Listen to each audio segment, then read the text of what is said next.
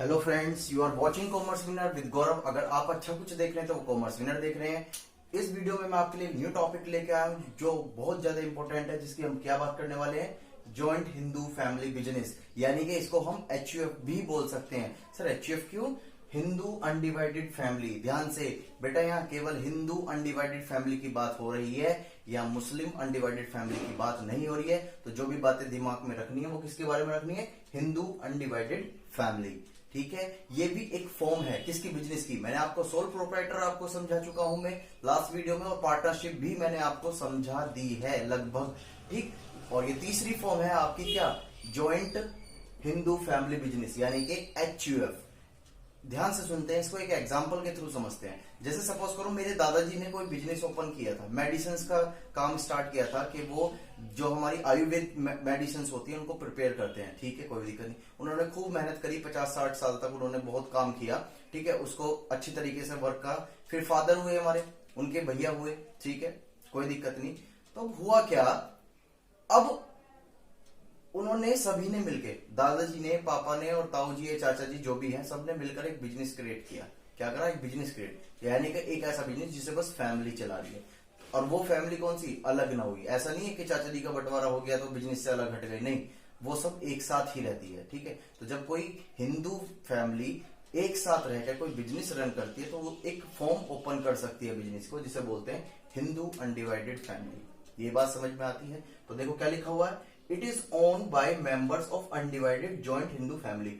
ये किसके द्वारा, कौन इसका मालिक होता है? इसका मालिक वो व्यक्ति होते हैं जो उस परिवार का हिस्सा होते हैं। किस परिवार का?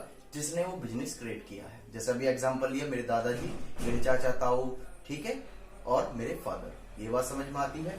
फिर क्या? And manage by the eldest member. ध्यान से, और ये जो एचयूएफ जो होती है, हिंदू अनडिवाइडेड फैमिली जो है, बात आती है इसे मैनेज कौन करता है? इसे मैनेज वो इंसान करता है जो हमारी फैमिली में सबसे बड़ा होगा। जैसे एग्जांपल के तौर पर रहते हैं, जब घर में शादी वगैरह होने वाली होती है तो पापा लड़की के लिए लड़का देख के आ गए, तो अगर उनके पेरेंट्स भी जिंदा हैं तो वो एडवाइस लेते हैं, नहीं लेते, कि आपको किस तरह का लड़का लगा? क्यों? क्योंकि सबसे बड़े और एक्सपीरियंस होल्डर कौन है? जो मेरे फादर के फादर, यानी कि मेरे दादाजी। तो ऐसी जो बिजनेस होता है हिंदू अनडिवाइडेड फैमिली का, उसमें जो मेंबर होता है, जिसे हम कर्ता के नाम से जानते हैं, जैसे लाइक मैनेजर, जो मैनेज करता है उस बिजनेस को, वो करता है जो घर में सबसे बड़ा सदस्य है। लेकिन सबसे बड़ी बात ये होती है कि सर सदस्य जो बनता है वो फीमेल भी बन सकती है या मेल ही। इस चीज के लिए अभी हम बात करने वाले हैं। ठीक है, यहां पर ये डाउट आ सकता है कि सर आप यही कहे जा रहे हो, क्या नाम है तुम्हारे, जो चाचा हो गए, वो हो गए, बुआ जी को भी तो काउंट करो। हाँ, फीमेल और मेल की बातें यहाँ डिस्कस करनी जरूरी है, जब भी कंसेप्ट क्लियर होगा। पहले इसको समझ गए हम, हिंदू अनडिवाइडेड फैमिली क्या होती है, कर्ता कौन होते हैं। जल्दी से कॉपी करो, आगे चलते हैं हम इसको, और keep watching my video.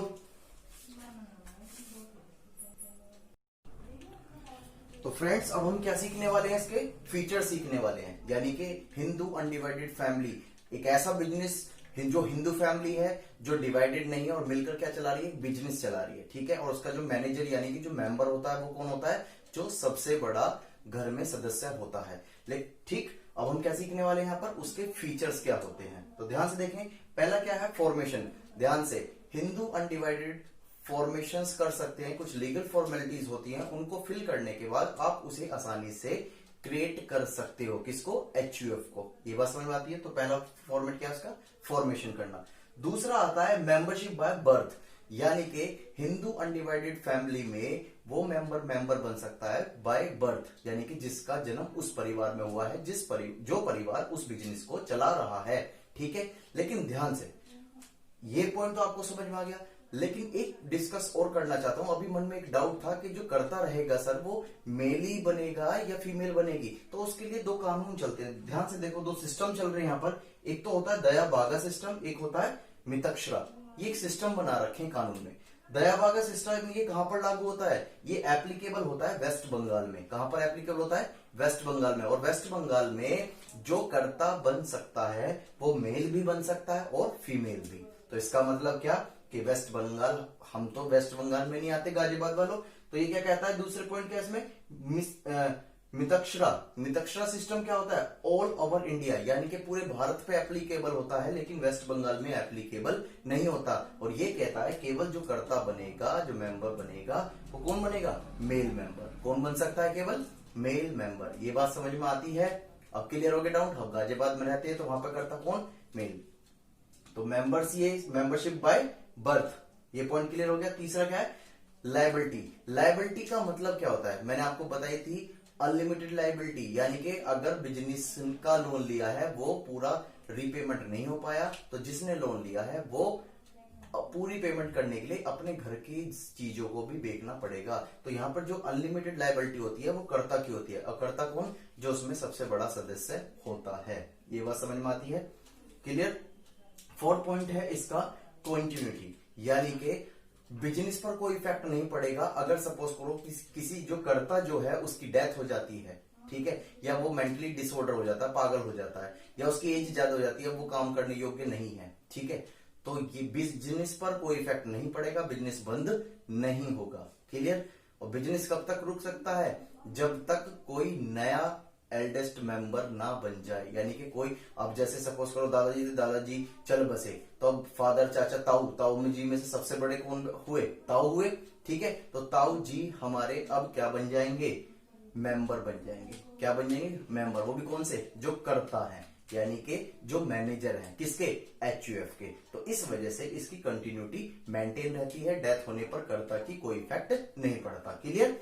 Fifth point है आपका माइनर मेंबर। यस, माइनर का मतलब है जो 18 साल से कम होता है, यानी कि जो 18 साल से कम का जो बच्चा है वो भी इसके अंदर मेंबर बन सकता है, लेकिन शर्त हो कि वो जो बच्चा पैदा हुआ है वो उसी फैमिली में हुआ है जिस फैमिली का वो ज्वाइंट बिजनेस है। ये बात समझ में आती है? और कोई बाहर वाला अलाउड नहीं है। This is the feature of the HUF, Hindu undivided family. Please मेरी वीडियो को कंटिन्यू देखते रहें, लाइक करें, subscribe to share to friends. चलो फ्रेंड्स, सीखते हैं मेरिट और लिमिटेशंस। तो मेरिट क्या है? Effective control. मुझे बताओ, सारा का सारा कंट्रोल जो एचईएफ होता है, हिंदू अनडिवाइडेड फैमिली जो होती है, वो किसका होता है? वो होता है कर्ता का। तो इस वजह से एक इंडिविजुअल के हाथ में ही सारा कंट्रोल होता है, तो इस वजह से उसे क्या बोला जाता है? क्या मेरिट्स है, क्या एडवांटेज है? पहली, इफेक्टिव कंट्रोल। क्लियर? यानी कि किसी और पर इसका कंट्रोल नहीं होता। दूसरा क्या है? Continuity business existence. मैं आपको पहले बता चुका हूं, इसमें अगर कर्ता एक्सपायर हो जाता है, पागल हो जाता है, लुकेसी हो जाता है, ठीक है, अनसाउंड माइंड हो जाता है, तो इसमें जो कर्ता है, हम क्या करते हैं? बिजनेस स्टॉप नहीं होता, बिजनेस जो है वो कैरी ऑन चलता रहता है जब तक कि कोई नया कर्ता नहीं बन जाता। लिमिटेड लायबिलिटी का मतलब क्या है? सीधी सी एक बात है, जो कर्ता से अलग मेंबर है उनकी लायबिलिटी लिमिटेड होती है, कर्ता की जो लायबिलिटी है वो क्या हो जाती है? अनलिमिटेड। ये इसमें मेरिट है। सेक्रेसी का मतलब क्या है? कि कोई भी जो डॉक्यूमेंट्स होता है, जो भी कॉन्फिडेंशियल बातें होती हैं बिजनेस की, वो किसी को पब्लिश नहीं करनी होती। वो सारी बातें किसको पता होती हैं? जो कर्ता होता है, जो उसका मेन मेंबर होता है, जो मैनेजर होता है। तो इस वजह से यहाँ पर जो कॉन्फिडेंशियली होती है रिगार्डिंग द बिजनेस, वो मेंटेन रहती है। तो ये था इसकी मेरिट्स। फिर आती है limitations. Limitations, the first point is the limited Capitals. You know, जो एचएफ होता है वो फैमिली मेंबर्स ही कर रहे हैं, तो इस वजह से वो बिजनेस जो है वो उसका साइज भी लिमिटेड ही रहता है, ठीक। तो उसमें पैसे की जो रिक्वायर होगी, जो अमाउंट की, जो कैपिटल की रिक्वायरमेंट होगी, वो भी क्या हो जाएगी? लिमिटेड हो जाएगी। क्या हो जाएगी? लिमिटेड कैपिटल्स, ठीक है। ये इसकी लिमिटेशंस में है। अनलिमिटेड लायबिलिटी ऑफ कर्ता, मैं आपको पहले बता चुका हूं, जो अदर मेंबर्स है उसकी लायबिलिटी लिमिटेड होती है, लेकिन जो कर्ता होता है एचयूएफ का, हिंदू अनडिवाइडेड फैमिली का, उसकी लायबिलिटी क्या हो जाती है? अनलिमिटेड हो जाती है। क्लियर? फिर इसमें थर्ड पॉइंट आता है डोमिनेंस ऑफ कर्ता। ध्यान से, होता क्या है, जो कर्ता है, कभी कभी होता क्या है, बहुत सारे जो मेंबर्स होते हैं, यानी कि जो उसके फैमिली मेंबर्स होते हैं, कर्ता से अलग जो मेंबर होते हैं एचयूएफ के अंदर, उनके डिसीजन को वो क्या कर देता है? इग्नोर कर देता है। क्या कर देता है? इग्नोर कर देता है, और वो अपना ही डिसीजन क्या करता है? मान के चलता है, क्योंकि वो ये सोचता है कि मैं करता हूं, मैं मैनेजर हूं, मुझे ज्यादा एक्सपीरियंस है। इस वजह से इसमें डोमिनेंस ऑफ कर्ता बोला जाता है, यानी कि क्या हो जाती है? लिमिटेशंस। हार्शली डिसीजन, यानी कि वो एकदम गलत डिसीजन भी ले लेता है। क्यों? क्योंकि जो कर्ता होता है सारा प्रेशर उसी पर होता है और वो किसी की सुनता नहीं है, तो इस वजह से वो कुछ ऐसे भी डिसीजन ले लेता है जो बिजनेस पॉइंट ऑफ व्यू से सही नहीं होते। लास्ट आपका क्या है, लिमिटेड मैनेजर स्किल्स ऑफ कर्ता। सीधी सी एक बात है, अगर जहां पर 5 लोग काम करते हैं, पांचों का ब्रेन करे, उसकी बात ही अलग होती है। और जहां पर डिसीजन भी कौन लेगा, कर्ता ही लेता है। सपोज करो फैमिली मेंबर में 4 मेंबर हैं, जिसमें से एक कर्ता है और 3 अलग हैं। तो अगर चारों मिलकर कोई डिसीजन सोचते हैं तो चारों का दिमाग अलग लगेगा, तो उसका डिसीजन भी अलग आएगा। लेकिन यहाँ जो कर्ता जो है वो केवल डिसीजन कौन लेता है, कर्ता लेता है। इस वजह से यहाँ डिसीजन लेने की जो मैनेजरल स्किल्स है वो कर्ता की बहुत लिमिटेड रह जाती है, क्योंकि एक दिमाग एक ही होता है। ये बात है, ये बहुत सिंपल लैंग्वेज में है, ज्यादा कुछ टफ नहीं है। लेवल के पॉइंट ऑफ व्यू से बहुत सिंपल है। Please keep watching my video and like and subscribe my channel if you like my video and share to your friend.